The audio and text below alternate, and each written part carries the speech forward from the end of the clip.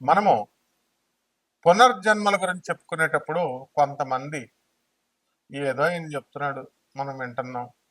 అసలు పూర్వజన్మలు ఉంటాయి, ఈ జన్మే మనకు అర్థం కావట్లేదు, మళ్ళీ మరుజన్మ అంటున్నాడు అని కొంతమంది అనుకోవచ్చు. కానీ ఒక్క విషయం మాత్రం సత్యం. ఏమిటది అంటే, ప్రతి మనిషి, ఇంకా ఎక్కువ మాట్లాడితే ప్రతి జీవి, దోమ కాని, చీమ కాని, ఈగ కాని, ఇవన్నీ కూడా ఎవరో కాదు, మనమే అన్నమాట.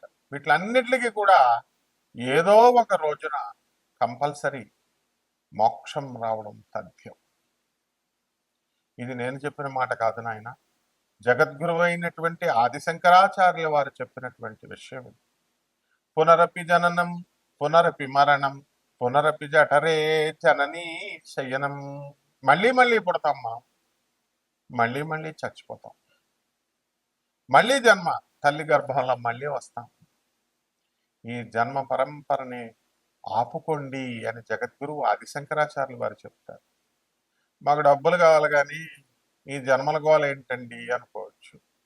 నాకు 4 బిల్డింగ్లు కావాలా, 4 కార్లు కావాలా, 4 పెళ్ళాలు కావాలా, ఈ రకంగా అనుకుంటారు. ఇదంతా కూడా తృణప్రాయం.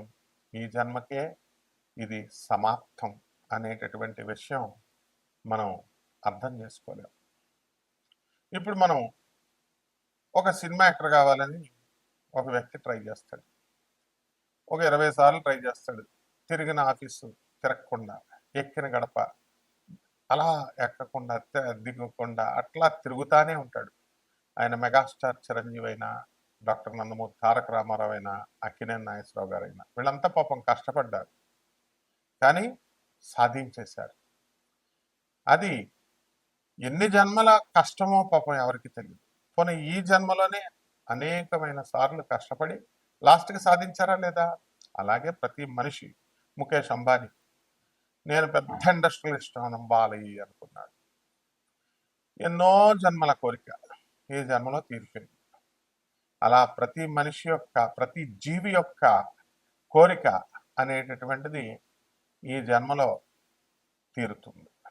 ఈరోజు అనుకుంటాం, అవ్వకపోతే రేపు చేద్దాం అనుకుంటాం, రేపు ప్రయత్నిస్తాం, అవ్వకపోతే ఎల్లుండి ప్రయత్నిస్తాం. ఇలా మొత్తం మీద మాత్రం విజయం తథ్యం అని జగద్గురువైనటువంటి శ్రీకృష్ణ పరమాత్మల వారు చెప్పారు.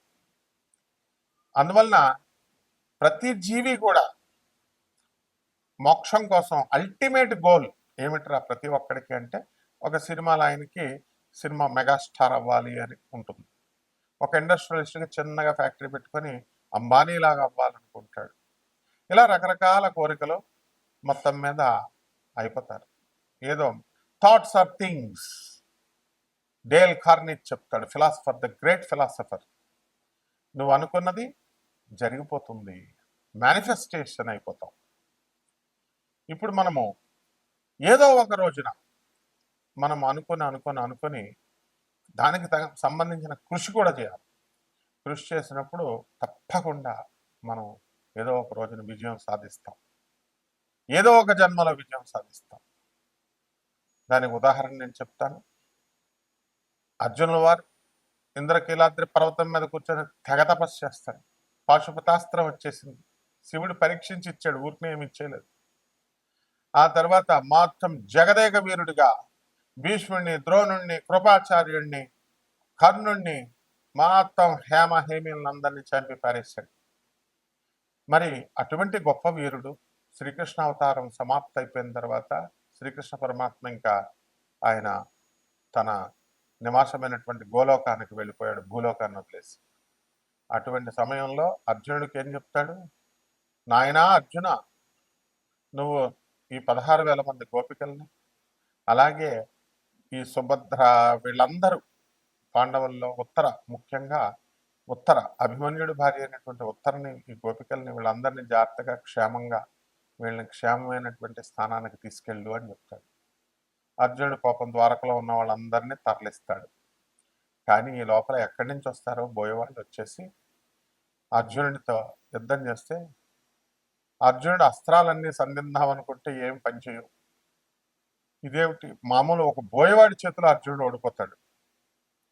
వాళ్ళందరినీ తీసుకెళ్ళిపోతారు. అదంతా వేరే స్టోరీ. అయితే అర్జునుల వారు పాపం ఏమిటి ఇలా అయిపోయింది, నేను జగదేక వీరుణ్ణి, నేను ఇలాంటి చిన్న సామాన్యమైనటువంటి మామూలు బోయవాళ్ళ చేతుల్లో ఓడిపోయానంటారా బాబు అని వాళ్ళ గురించే ఆలోచిస్తూ ఆలోచిస్తూ అర్జునుడు అంటే పట్టుదలకు మారిపోయారు. అలా ఆలోచిస్తూ ఆలోచిస్తూ ఏమైపోయాడు, ఆయన చనిపోయాడు. నెక్స్ట్ జన్మలో ఆలోచించాడు ఆలోచించాడు కాబట్టి బోయవాడిగా పుట్టాడు. అతనే భక్త కన్నప్ప. అయితే ఆ పూర్వజన్మ వాసనలు ఉంటాయి కదా, ఆ విలువిద్య, జగదేక వీరుడు కదా, అలా భక్త కన్నప్పగా ఉన్నప్పుడు తన విలువిద్య మామూలుగా ఉండదన్నమాట. అలాంటి ఆ ప్రతిభను చూపించినటువంటి భక్త కన్నప్ప ఆవిర్భావం ఎందుకో తెలుసా? వాయులింగమైనటువంటి ఆ పరమేశ్వరుని లోకానికి చూపించడం కోసం. మరి ఒక శాస్త్రి గారు, మనకు భక్త కన్నప్ప సినిమా కూడా వచ్చింది, మహదేవ శాస్త్రి. ఆయన మాత్రమే ఈ వాయులింగాన్ని ఎవరిని రానివ్వకుండా, నేను ఒక్కడనే పూజ చేసుకుంటాను, నేను మహాభక్తుడిని శివభక్తుడిని అని చెప్పి ఆ వాయులింగం దగ్గరికి ఎవ్వరిని వెళ్ళనివ్వకుండా ఆయన ఉన్నాడు.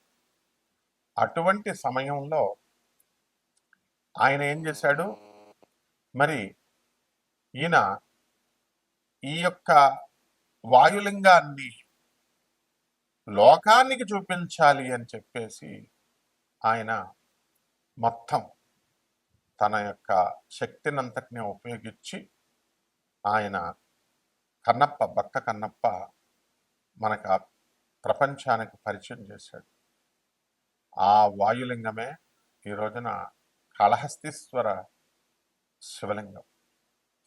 మరి ద్వాదశ జ్యోతిర్లింగాలలో ఒకటి కాకపోయినా పంచభూతాలలో, పంచ ఆరామాలలో, పంచభూతాలతో తయారైనటువంటి అగ్ని స్తంభన లింగం అరుణాచలమైతే కాళహస్తీశ్వర స్వామి మరి వాయులింగంగా వచ్చింది.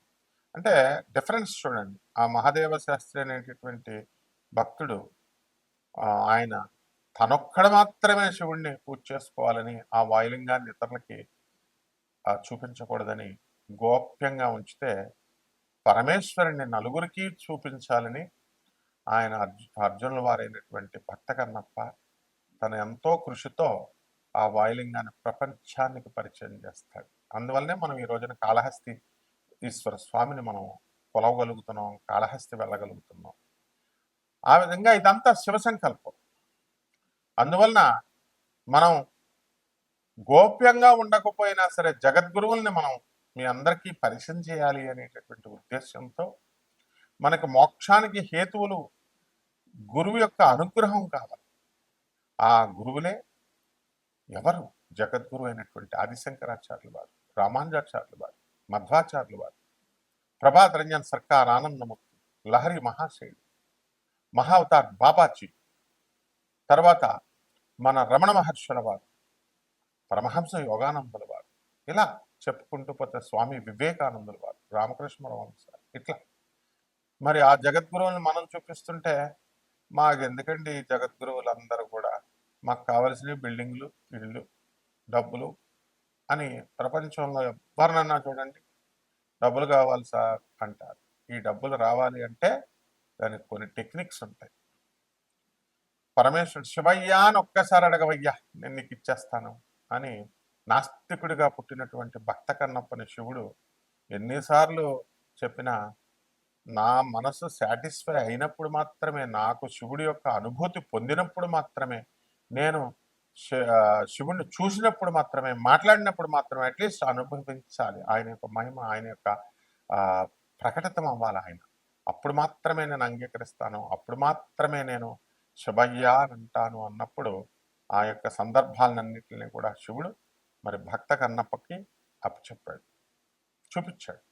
అప్పుడు భక్త కన్నప్ప శివయ్య అనగానే మోక్షాన్ని ఇచ్చాడు, జగద్విఖ్యాతిని ఆయనకు ప్రసాదించాడు. భక్త కన్నప్పగా ఈ రోజున కూడా మనం ఆయన తలుచుకుంటున్నాం. ఆ విధంగా ప్రతి జీవి కూడా ఏదో ఒక విధంగా, నమ్మినా నమ్మకపోయినా, నాస్తికులు కూడా ఆ భగవంతుడి వైపు తన ప్రయాణాన్ని కొనసాగిస్తూనే ఉంటాం, జన్మలు ఎత్తుతూనే ఉంటాం మనం. ఆ జన్మ పరంపరలో మనకి సాఫల్యత అనేటటువంటిది ఏదో ఒక రోజున మనం సాధించేస్తాం. అది ఎప్పుడు అన్నది మనకు తెలియదు. కొన్ని కోట్ల జన్మలు అవ్వచ్చు, లక్షల జన్మలు అవ్వచ్చు, చీమగా పుట్టొచ్చు, దోమగా పుట్టొచ్చు. ఆ దోమలు కూడా మళ్ళీ ట్రాన్స్ఫర్మ్ అయ్యి మానవుడిగా మళ్ళీ ఎవల్యూషన్ పొంది లాస్ట్కి ఎలాగైతేనేమి ప్రతి జీవికి ఒక అర్హతనిచ్చాడు ఆయన, మోక్షం సంపాదించుకునేటటువంటి అర్హతని. మోక్షం ఖచ్చితంగా ప్రతి జీవికి వస్తుంది. ఇది సృష్టి నియమం. ఈ సృష్టి రహస్యాల్ని ఛేదించేదే సైన్స్. ఈ సృష్టి రహస్యాల్ని ఛేదించడం కోసం మనకి దోహదపడేదే సైన్స్. అంతేగాని భగవంతుడిని ఛాలెంజ్ చేసేది సైన్స్ కాదు. భగవంతుడి యొక్క సృష్టి ఏ విధంగా ఉంది, లా ఆఫ్ క్రియేషన్ ఏంటి, అసలు సృష్టి నియమాలు ఏంటి, మనం ఎలా నియమాలను పాటిస్తే మనకి మోక్షం వస్తుంది అనేటటువంటిది ఆయన మనకి చూపిస్తాడు. ఆయన సరైన సమయంలో మనం కరెక్ట్గా తెలియజేస్తాడు. కాబట్టి ప్రతి జీవి కూడా ఏదో ఒక రోజున మోక్షం పొందడం తథ్యం. కాబట్టి అర్జునుల వారి చరిత్ర మనం కాదనగలుగుతామా? ఇంద్రకీలాద్రి పర్వతం ప్రత్యక్ష సాక్షిగా ఉంది. ఆ పర్వతం మీద ఉన్నటువంటి బెజవాడ కనకదుర్గమ్మ దేవస్థానం గురువుల దగ్గర చదివినటువంటి వాడిని. ఆ కాళహస్తి, ఆ పంచారామాలు, ఇవన్నీ కూడా మేము ఈ ద్వాదశ జ్యోతిర్లింగాలకి చిన్ననాటి నుంచి కూడా మా గురువులతో పాటు వెళ్ళి అక్కడ పూజలో పునస్కారాలు స్వయంగా ఆ యొక్క మూల విరాట్టులకు మా గురువులు చేస్తుంటే పక్కన ఉన్నటువంటి వాడిని. అలాగే మేము కూడా మరి ఇప్పుడు మిగతా వేద పండితులతో వాళ్ళు ప్రభుత్వం మమ్మల్ని నియమించినప్పుడు వెళ్తూ ఉంటాం, చేస్తూ ఉంటాం. ఇదంతా మరి ఒక క్రమబద్ధంగా జరగాలి. కాబట్టి పరమాత్మ ఉన్నాడు, శివుడే కృష్ణుడు, కృష్ణుడే శివుడు. కాబట్టి ఇటువంటి విషయాల్లో పాండిత్యానికి ఇది లేదు. శక్తి కంటే ముందు భక్తి పుట్టింది. కాబట్టి మనందరం కూడా ఏదో ఒక రోజున మోక్షం పొందడం తథ్యం. అయితే ఈ ద్వాదశ జ్యోతిర్లింగాల్లో ఎలాగైతే ఉన్నారో ఈ ద్వాదశ రాశులు మనకున్నాయి. ఈ యొక్క పునర్జన్మ సిద్ధాంతం ప్రకారం మనం పూర్వజన్మల్లో ఎవరం, మనం ఈ జన్మల్లో మనకు తెలుసు. అయితే నెక్స్ట్ జన్మల్లో ఏమిటి అనేటటువంటిది నిశ్చితంగా పరిశీలిస్తే మనకి దైవ అనుగ్రహంతో, గురువానుగ్రహంతో తెలిసిపోతూ ఉంటుంది. అది మనం ఒక్కొక్కటి తెలుసుకుందాం. జీవితాన్ని కళాత్మకంగా బ్రతకాలి. ఆ కళాత్మకంగా బ్రతికేటటువంటి ఆ జీవితాన్ని, ఆ కళని మనం తెలుసుకోవాలి. అది అందరికీ సాధ్యం కాదు, కానీ కంపల్సరీ తెలుసుకొని తీరాలి. సాధ్యం కాకపోయినా ప్రతి మనిషిని మన జీవితాన్ని కళాత్మకంగా బ్రతికి మన యొక్క గోల్ అయినటువంటి మోక్షం, కామన్ గోల్ ప్రతి ఒక్క జీవికి మళ్ళీ వెళ్ళి దేవుడు కలవడం. అందువల్లనే ఇది దేహము దేవాలయం అన్నాం. కేవలం ఏదో గుళ్ళకెళ్ళడం, అక్కడ ఉన్నటువంటి విగ్రహాలకి పంచామృతాలు వేసేయడం, పూజలు చేసేయడం, ఇదే మోక్షం వచ్చేస్తుంది అనుకునేటటువంటి వాళ్ళందరికీ కూడా మనం ఈ యొక్క దేహము దేవాలయము, అందులో ఉన్నటువంటి జీవుడు సనాతనుడైనటువంటి పరబ్రహ్మ దేవుడు. కాబట్టి ఈ దేహాన్ని మనం శిథిలం చేసుకోకూడదు. ఆరోగ్యకరమైనటువంటి పౌష్టికాహారాన్ని ఇవ్వాలి, శాకాహార భోజనాన్ని ఇవ్వాలి.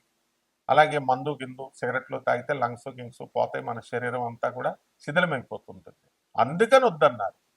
అంతేగాని నీ ఇష్టం, ఎవరిష్టం వచ్చినట్టు వాళ్ళు తాగొచ్చు, ఎవరిష్టం వచ్చినట్టు వాళ్ళు తినొచ్చు. ఒక్కొక్క గురువుని ఒక్కొక్క స్టైల్లో పుట్టిస్తాడు. ఇప్పుడు మా గురువు గారు చాగంటి కోటేశ్వరరావు గారు ఉన్నారు, పురాణాలు చెప్పడం. ఆ పురాణాల్లో నాయనలారా అరుణాచలం వెళ్ళండి, లేకపోతే కాశీ వెళ్ళండి, ఆ శివుడి మహిమ ఇలా ఆయన స్టైల్ అది. మరి ఒక్కొక్క గురువుని ఒక్కొక్క దీంతో ఎవరికి ఏ ఫ్రీక్వెన్సీతో మ్యాచ్ అవుతుందో ఆ ఫ్రీక్వెన్సీతో పరమేశ్వరుడు చెప్పిస్తూ ఉంటాడు. కాబట్టి ఆధునిక శాస్త్రాన్ని, ఏన్షియంట్ కల్చర్ని బ్లెండ్ చేసి చెప్పడం మన స్టైల్.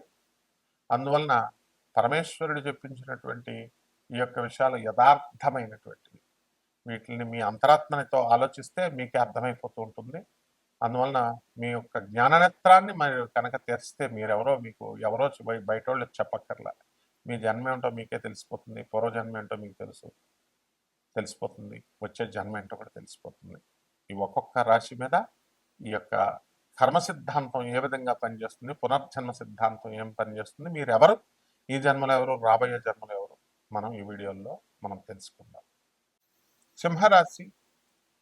ఈ సింహరాశికి శివపురాణం ప్రకారం మనం గత జన్మల్ని, వచ్చే జన్మల్ని, ప్రస్తుత జన్మల్ని మనం క్రోడీకరిస్తే మనము ఏమవుతామండి? దానికి అధిపతి ఎవరండి?